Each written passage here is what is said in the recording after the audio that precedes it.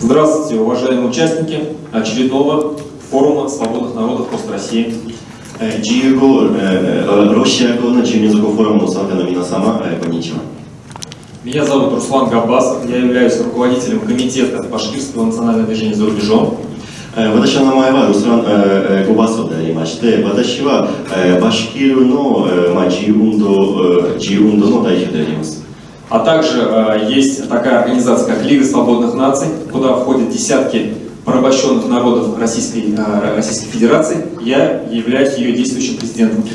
そしてもう一つの組織がありまして、自由国家連盟加盟っていう組織がありまして、そこではですね、ロシアによって征服されているあらゆる民族は団結して作った組織でありまして、私はそれらの大統領であります、会長であります。 Хочу выразить благодарность организаторам форума, лично Олегу Маголецкому. オレゴ・マカレツキをはじめ、このフォーラムを主催してくださった方に感謝しております。 И, конечно же, японским властям, которые предоставили площадку для данного форума. そしてもちろんこのフォーラムを、そのフォーラムの実現を可能にしてくださった日本の政府にも感謝しております。 Ход истории невозможно изменить, остановить или обратить вспять. 歴史の流れを止めることも変えることも反対の方向に変えることもできません。 Есть исторические, объективные причины разрушения и гибели государств и целых цивилизаций. 帝国と国家が滅びることに具体的な理由があります。 То же самое можно сказать и о России. ロシアに対して全く同じことが言えます。 Это недогосударство подошло к своему финалу, и его конец неминуем. そのロシアという失敗国家は少しずつ終焉に向かって進んでいるわけでありまして、そしてその終焉は不可逆的であります。 Понимаю, что многие боятся изменений, перемен, возможно, катастрофических перемен, но они в любом случае произойдут. もちろん多くの人々はその大きな変化、その大きな災害だったりとか、その大きなそのカタストローフというものを恐れていることは分かっているんですけれども、でもその大きな変化は確実に起きます。 Россия – это империя классического типа, которая жила и расширялась за счет подавления и колонизации других народов и территорий. ロシアっていうのは本当に伝統的な帝国そのものなんですよ。今までは覇権主義を持ってどんどん周りの国々を侵略して支配して、そしてどんどん広くなっていった国であります。 Многие народы, которые входили в состав этой империи, уже исчезли. Многие сегодня находятся на грани исчезновения, и их вряд ли уже спасешь. そのロシア帝国によって支配された多くの民族はすでに存在していません。そして今でもロシアに支配されている多くの民族は本当に全滅寸前であります。 Но многие народы еще можно спасти. でもまだ救うことができる民族もたくさんあります。 Многие народы, находящиеся в составе России, имеют свою государственность, свои сохранившиеся языки, культуру и историческую память. ロシアに入っている多くの民族はいまだに自分の民族の言語を守っている、自分の先祖に対する思い出を保っている、そして民族的なアイデンティティを保っている。 Все они имеют право жить самостоятельно и независимо без указки из Москвы. そしてその全ての民族はモスクワから指示されることなく民族自決権を使用して自由かつ独立の生活を送る権利を有します。 Если цивилизованные страны мира ставят как высшую ценность именно права человека, то мы тоже люди, и у нас есть тоже свои права. 今の文明化した世界ではやはり人権というものは一番大きな価値を持っているものであります。我々も人間でありまして、我々にも人権があります。 Я башкир и являюсь частицей 2-миллионного башкирского народа, который имеет свою историческую территорию, но который уже много веков находится под гнетом Москвы. 私はバシキル人であります。我々バシキル人にはその伝統的な地域、我々の固有の領土があるんですけれども、その我々の固有の領土は何十年、何百年間もずっとモスクワによって支配されています。 Мы много веков сопротивлялись, боролись, сражались за свою свободу, но мир закрывал на это глаза, потому что они считали, что Россия должна жить такой, какая она есть. 我々は何百年間も独立を得るために戦ってきましたけれども、世界は我々の戦いを無視してきました。なぜかというと、世界はもうロシアは今のままでいい、今のままで継続、存続すべきだと考えてきたからです。Сегодня все изменилось. 今は世界が変わりました。Россия, напав на суверенную Украину и устроив там самый настоящий геноцид, показала всему миру, что это государство монстр, который никогда не откажется от завоевания, уничтожения и причинения горя другим народам. 今、ロシアがウクライナに侵略して、そこでまさかの虐殺を行うことによって、全世界に自分が化け物であることを示しました。そしてロシアは形はどうあれ、絶対に隣国を侵略すること、隣の民族を支配することを絶対に諦めないということを世界に示しました。И даже убрав Путина и его преступную команду, Россия не изменится. だから例えばプーチンと彼の犯罪的なチームを排除したとしても、ロシア国家そのものは変わることがありません。Даже если будет в Кремле сидеть Ходорковский, Навальный или вот Пономарев, Россия не изменится. 例えばロシアの国会にはナワリヌイだったり、ホドルコフスキーだったり、ポノマリョフさんがそこで議長になったとしても、ロシア国家は変わりません。У этой хищнической империи всегда будут свои геополитические и стратегические интересы, которые обязательно приведут к войнам и жертвам. その野蛮的な帝国は必ず覇権主義的な思想を抱きまして、そして、その覇権主義の下で新しい国に侵略したり、または新しいその領土拡張を、試みたりするであろう。В этой стране болен сам народ, который смиряется с тем, что они всегда живут в нищете и деспотии. Но они это компенсируют своим величием страны, ее размерами, ее оружием, в том числе и ядерным. ロシアの場合は、ロシア国民の思想そのものは病的でありまして、でそのロシア国民は自分がその貧困で、すごい貧困になってながらも、それを全て受け入れてまして、でその自分の貧困である代わりに、自分たちはもうすごく大きな軍隊を持ってるんだとか、すごく最新的な武器を持ってるんだとか、そういう、軍事的な偉大さによって、自分のなんて言えば、誇りを保とうとしています。Они будут продолжать ненавидеть весь мир, бояться свободы и демократии. だから彼らは今後とも自由と民主主義を恐れるだろうし、そして周りの世界を嫌うであろう。Всего 10 лет Россия пожила при Ельцине, который по некоторым меркам, когда по некоторым меркам в ней происходили демократические преобразования после 70 лет советского тоталитарного режима. だからロシアは70年間独裁的なソ連の支配下に置かれてたんですけれども、そのソ連が崩壊した後に民主的な改革をたった10年間しかできませんでした。エルツェンの政権がたった10年で終わりました。Но за эти 10 лет они начали войну в Приднестровье, Абхазии, две чеченские войны в республике. なんだけどその民主的なエルツェン時代でさえはロシアは、アブハジアの戦争を始めまして、プリデニストロビア、モルドバで戦争を始めまして、そして2つものチェチェン戦争を始めたわけであります。И в итоге этот народ сам выбрал себе очередного диктатора Путина и из демократии сам перешел опять в тоталитарный режим. そしてその結果でそのロシア民族はまた自分で新しい独裁者を選んで、また自分の意思によって民主主義から独裁に逆戻りしてしまいました。И даже когда Россия проиграет войну в Украине, она ее обязательно проиграет.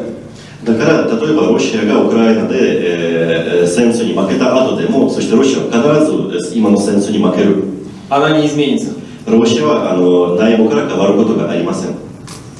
Ее невозможно изменить ни Евросоюзу, ни Америке, ни всему миру. EU でもアメリカでも全世界でもロシアの本質を変えることができません。Единственное, что можно сделать, чтобы остановить эту нескончаемую агрессию по отношению к другим народам и всему миру, это разделить Россию на десятки независимых государств. でも唯一今後の紛争を防ぐために、新しい戦争を防ぐためにできることは、ロシア連邦を解体して旧ロシア連邦で何十個かの新しい国家を作ることだと私は思います。 Не только Башкортостан, Ичкерия, Татарстан и другие народные республики должны стать независимыми, но и регионы России должны сами решать свою судьбу независимо от Москвы. バシュコルトスタン、イチケリア、タタスタンなどの、連邦の中の共和国だけではなくて、ロシア連邦の中に入っている全ての州は自分で自分の未来を決めなければいけないと思います。 Как когда-то бывшие колонии Британской империи, такие как США, Канада, Австралия, Новая Зеландия, Индия, получили свободу, かつてはですね、イギリス帝国に支配されてた、アメリカ、カナダ、オーストラリア、ニュージーランド、インドなどが、自由を得たように、 так и сегодня Уральская республика, Сибирские штаты, Дальневосточная республика, Ингрия, Кубань и многие другие новые государства после России имеют право получить независимость. それと全く同じように今は例えばオラル周辺の州だったりとか、ロシアの極東だったりとか全ての州が自分の独立を得る権利を有しています。Территории, которые были которые были незаконно и справедливо захвачены у других стран, такие как Крым и Донбасс у Украины, そして他の国から違法に奪った領土が例えばウクライナのクリミアとか Курильские острова у Японии, 日本の北方領土とか Кёнигсберг у Германии, ドイツのキョネンスベルクとか все это должно быть возвращено прежним владельцам. 不法に奪われた領土は全て元の持ち主に返さなければいけません。 Чтобы распад России не превратился в хаос и анархию, страны G20 должны взять на себя ответственность за контроль над процессом дезинтеграции России и поделить ее на свои сферы влияния. ロシアの崩壊がコントロール不可能にならないようには G20 の国々はロシアの分割管理をしてそしてロシアの連邦崩壊のプロセスが平和的かつ文明的に行われるように監視管理をしなければいけないと思います。И для этого не обязательно Японии отправлять свои вооруженные силы на территорию России. そのためには日本は別にロシア国内に軍隊を派遣するようなことをする必要はありません。 Мы сами будем освобождать свою территорию. 我々は自分の領土を自分で解放します。 От вас нам нужна только помощь экономическая, финансовая, политическая, дипломатическая. 皆様から求めているのはあくまでも政治的、外交的、経済的な支援のみです。 Только в этом случае не будет применения ядерного оружия, так как Москва не будет применять его по своим же собственным отделившимся территориям. その場合に限ってはロシアによる核兵器の使用はありえなくなります。なぜかというと、自国領土として認めている領土に対して核兵器を使用することは、まずないと、ロシアはそれ核兵器を使用するはずがないと考えています。自国領土に対して。 Не будут и новые образовавшиеся государства угрожать кому-то ядерным оружием, так как они сами в первую очередь будут заинтересованы в том, чтобы с них их признали независимость, признали их независимость. そして当然新しくできた国々も、世界を共有したりしません。なぜかというと国際社会による承認を非常に、その新しい国々にとっては国際社会によって承認を得ることは非常に大切だからです。 Чтобы с них сняли санкции, чтобы они начали налаживать новые экономические связи, получение кредитов и так далее от мировой цивилизации, цивилизованных стран. そして今までロシアに課されていた経済制裁などを解除してもらうためにもこれからはですね国際社会との協力をし合って、国際支援を得るためにも、よりその友好的な関係を隣国と築かなければいけないんですね新しい国々は。 И независимое государство Башкортостан точно так же будет стремиться к миру со всем миром, демократическим переменам и свободе личности. なので独立したバシュコルトスタンも今後ともは民主的な社会、友好的な関係、そして、普遍的な人権を尊重するような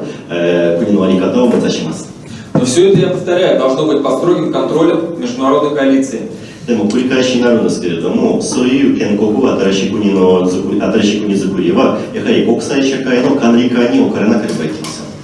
За последние 30 лет на карте мира появилось 37 новых государств, и мир от этого не стал хуже, наоборот, только обогатился. この数十年間では世界では新しく37カ国ができました。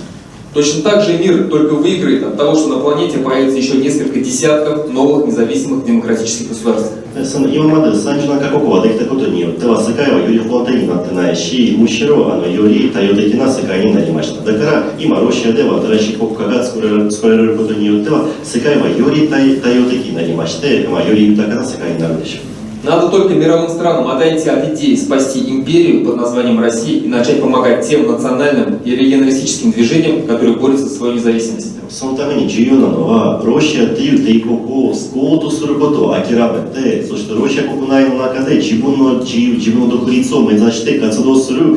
少数民族の支援を始めることだ。 Мысль о сохранении целой и единой России – это большая ошибка, которая обязательно принесет в будущем много крови, горя, страданий миллионам людям. 一つで不可分的なロシアを保とうとすることは大きな失敗でありまして、この失敗を犯してしまうと将来的には世界中の人々にはより多くの悲惨、悲劇、血をもたらすダメな結果になると思います。Заканчивая, я хочу сказать, что мы, башкиры, также хотим и должны жить самостоятельно, а наша республика Башкортостан должна стать независимой ни от кого. 最後になりますが、私の国バシキルトスタンが確実に独立しなければいけないと思いますし、我々のバシキル民族も誰にも依存しない自由で独立の暮らしを送らなければいけないと思います。Мы сами должны определять свою государственную и экономическую политику. 我々は自分で自分の内政や経済の政策を決めなければいけません。Время империи давно прошло. Башкиры сегодня говорят: нет империи России, да здравствует независимый Башкортостан. 帝国の時代はとっくに過ぎています。今のバシキル人がこう言ってます。もう帝国主義反対、自由なバシキルに賛成ということを言います。ありがとうございます。